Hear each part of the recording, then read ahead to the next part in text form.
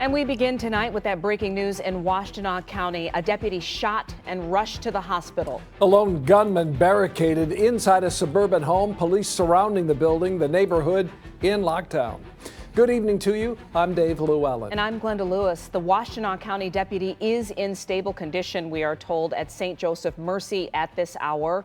He was one of two deputies responding to a report of shots fired between neighbors in the area of Berkshire Drive and Prospect Road. 7 Action News reporter Rudy Harper joins us live from the scene. So, Rudy, what is the situation like at this hour?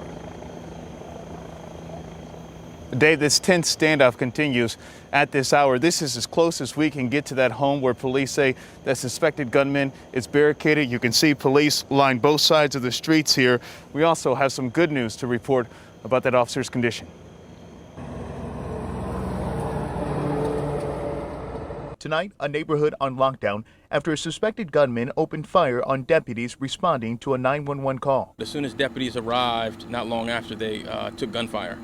One of our deputies was actually struck and was transported to a local hospital. The deputy was shot below the armpit and the round came out. The good news, the bullet did not hit vital organs, and that deputy expected to be released from the hospital this evening. Neighbors near Berkshire and Prospect Road on edge as multiple law enforcement officers surround the home and shut down streets. When did you know something was happening here?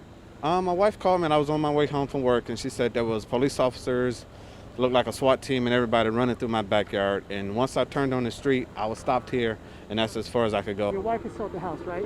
Yes, I'm just hoping that she's safe. I told her to go in the basement and make sure all the doors are locked. So right now we have a barricaded gunman. We have someone who's in their home. We're telling all the neighbors in this particular area to stay in their homes.